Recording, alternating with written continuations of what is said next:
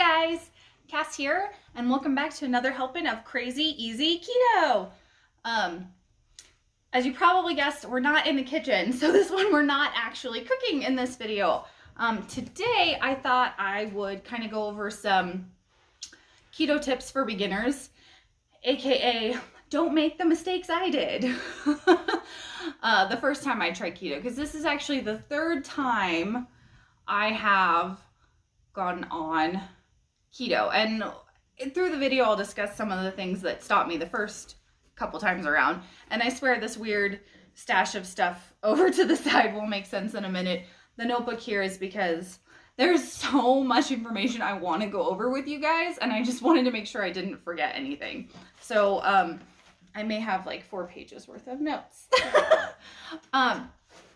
So I've got a total of, try and get that notebook from there we go. That's a little better.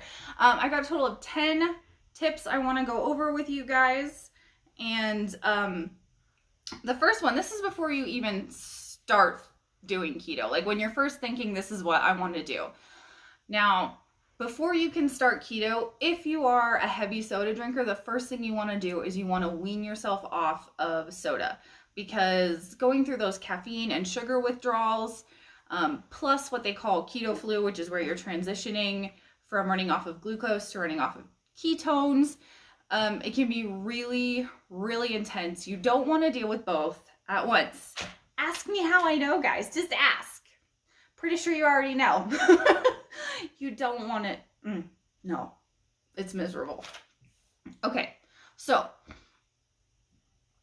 not drinking soda anymore. Fantastic. Go you. You're ready to really start keto. Well, the first thing that you need to do, so I guess this would be thing number 2 on our list here, step 2, is you got to figure out your macros. But first of all, what are macros? I'm sure some of you know, but a lot of you don't. I certainly didn't know it when I first started keto. So your macros, basically that's your carbs, protein, and fat that you need to eat for the day. Carbs, so, all right. Carbs, basically you want to stay under about 25 grams of net carbs, which I'll get into that in just a second. It's going to vary a bit person to person. Like for me, my exact macros is actually 20 grams of carbs is my maximum. And again, like I'm saying, maximum. So that's the most you want to eat in a day. If you're under it, you are golden. I mean, what I was saying was that keto goes off of net carbs. So net carbs is your total carbohydrates, and then you subtract any fiber or sugar alcohols. So sugar alcohols are usually like your sugar substitutes, and then the fiber, obviously, fiber is very important. You need fiber in your diet. So like say something had 10 total carbs, but it had, 6 grams of fiber, then your net carbs would actually only be 4 that counts against your 25 or whatever your number may be for the day. Okay, protein. Now, protein is super important. This is the one you want to try and hit or get as close to it as you can every single day. That's what's going to keep your muscles, have your muscle mass, keep you strong and healthy. Your fats, again, it's like the carbs where it's a maximum for the day. You don't want to go over that, but you can stay under it. Like honestly, fat is designed to keep you feeling full. So snacks like avocado, olives, good fats like that are excellent choices when on keto. Please don't snack on a stick of butter. You don't have to do that, okay, guys? Gross. Anyway, so now that we know what macros are, how exactly do we go about figuring that out? What your personal macros are? Guess what, guys? There's an app for that. In fact, there's a bunch of apps out there. The macro calculator that I use actually isn't even an app. It's from a website called Keto Gains. And yes, the link's in the description.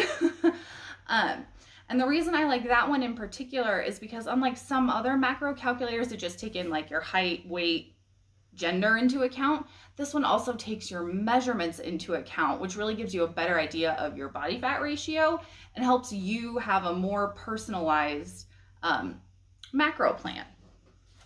Okay, gotta flip the page on my notes here. So Now that we've gotten through that, so you've got your macros all figured out, you are really ready to start keto. Step number 3, or tip number 3, however you want to look at it. Anyway, you're going to want to use a tracker app, or 2, and well, actually I use 3, but I'm weird. So I use an app called Carb Manager, where that's where I track the food that I eat, and then I also use Google Fit as well as the app for my smartwatch to track how many calories I'm actually burning. So that way you can make sure you are burning more calories than you eat, because you're not going to lose weight otherwise, right? The great thing about these apps that I use is every single one of them's free. I will have links to all of them in the description for you guys, of course. Carb Manager is really cool in that not only can you like type in the food that you're going to eat and search through their menu of, you know, zucchini, eggs, that sort of stuff, but it also has a barcode scanner. So if you're having, you know, a low carb TV dinner or something like that, you can scan the barcode and it will fill it all in for you. There's also a recipe creator that lets you put in your own custom recipes. You can scan the barcodes if you've got it for your block of cheese or whatever, or you can just, you know, search and enter in the ingredients yourself that way. You punch in the number of servings that your dish creates, and then it will calculate it out for individual servings for you. It's fantastic. Google Fit also, you know, is a free app. It's probably already installed on your phone. All you got to do is punch in your information into your profile, you're set. That one's really cool because it tracks the calories you burn just by, you know, living, breathing, that sort of stuff. So what I do is I take the calories from that and then add it to the calories that my smartwatch app says I burned, because unfortunately I can't sync them together. There are ones that can, but I have a cheap smartwatch. And then you just want to make sure that, like I said before, that your calories you're burning is more than what you're consuming. Easy peasy. Carb Manager can link to Google Fit if you go ahead and upgrade to the premium version. I'm just too cheap, guys. I'm sorry. There's other benefits to the premium version of Carb Manager. I think there's like pre-done recipes and stuff. Don't quote me on that. I can't remember exactly what all it is because, like I said, I'm too cheap. I don't use it. Okay, so that's just the basic steps to get you started on keto. Now we're going to talk about a few sort of scary things that can happen when you start keto, and this is where I ran into some hiccups my first couple of times with keto. These are things I wish someone had warned me about. Don't be scared though, guys, I promise. A couple of them sound a little intimidating, but it's temporary, and I swear it's worth it. Okay, so tip number 4, dealing with keto flu. So I know I touched on that a little bit before. It's not some contagious virus, guys, I promise.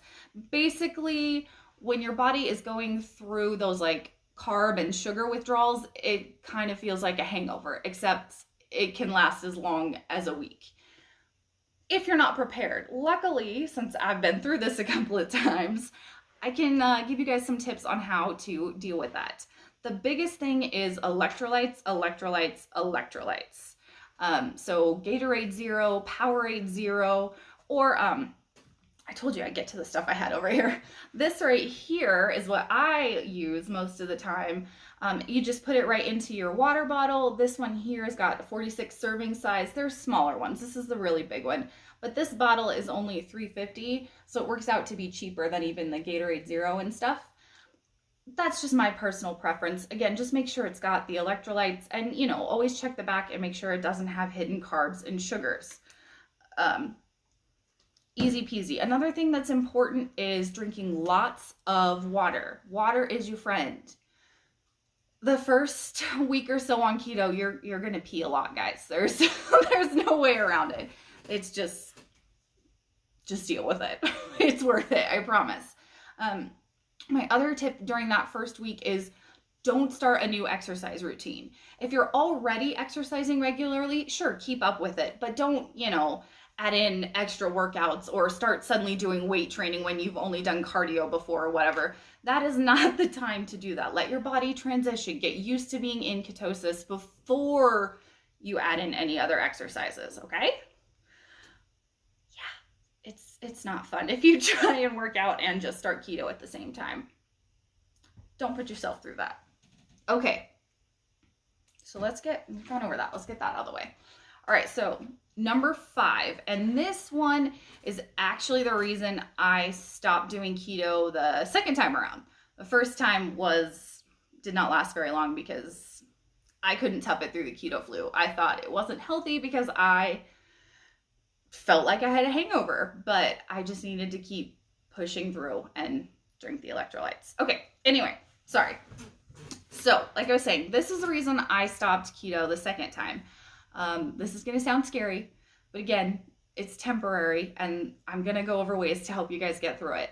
And that can be hair loss. When you switch over to keto and you're not getting in those carbs, a lot of those carb-heavy foods have biotin and collagen, which is what helps your hair and skin and nails look awesome and not fall out.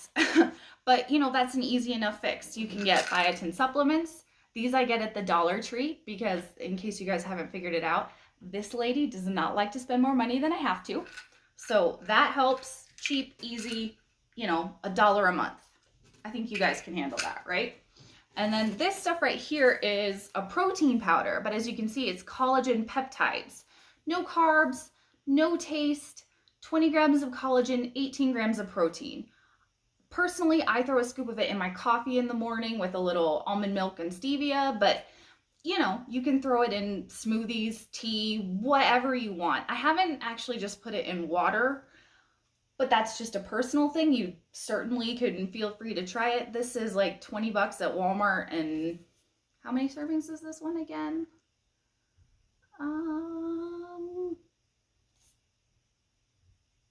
24. I had to find the nutrition label. And again, this also has all kinds of amino acids and stuff. It's good stuff, guys. Okay. My other thing on this one, you're probably like, why is there shampoo over there? And this is not just for keto people. This is for everyone. Sulfate-free shampoo and conditioner are your friend. They're so much better for your hair. It's a little bit more expensive, but you're worth it. Was that a L'Oreal thing? I'm not sure that was even the L'Oreal slogan. Whatever, guys. You get what I mean. Okay. Your hair will thank you if you give it biotin, collagen, sulfate-free shampoo. All right. So we're on to number 6. And this is the last scary one. This one isn't even scary. It's a little gross, I guess.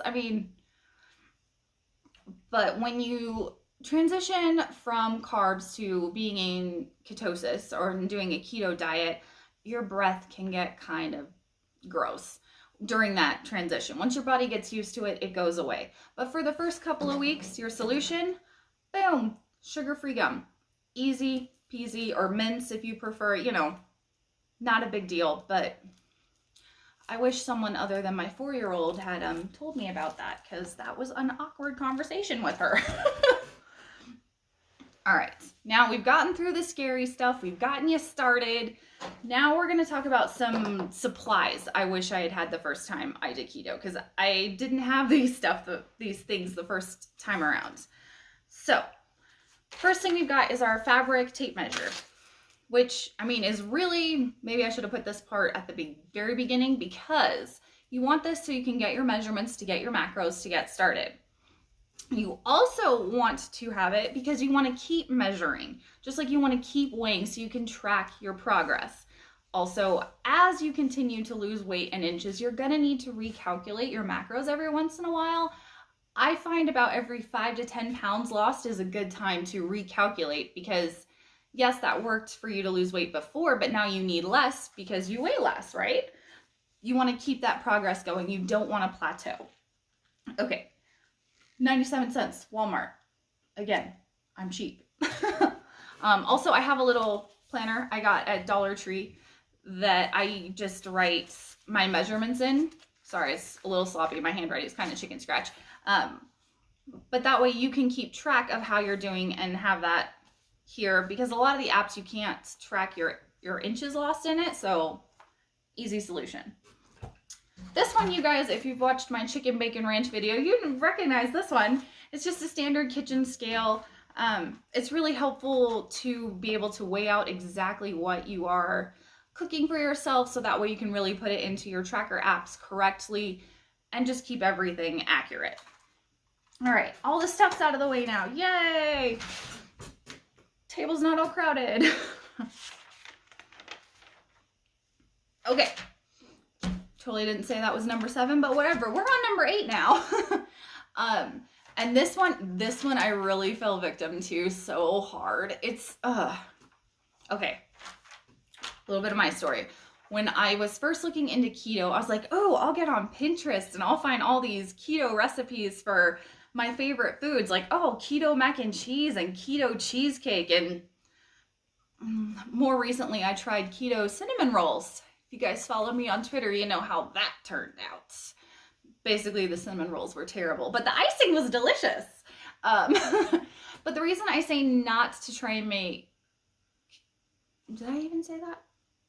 Goodness, I'm losing my train of thought. But anyway, don't fall victim to that. Don't get suckered into trying to make keto versions of all of your favorite foods, because you'll be disappointed. I'm not saying don't try any of them, but just don't try that exclusively to start, because it's not going to taste the exact same, and it's going to leave you kind of missing the full carb, full sugar version.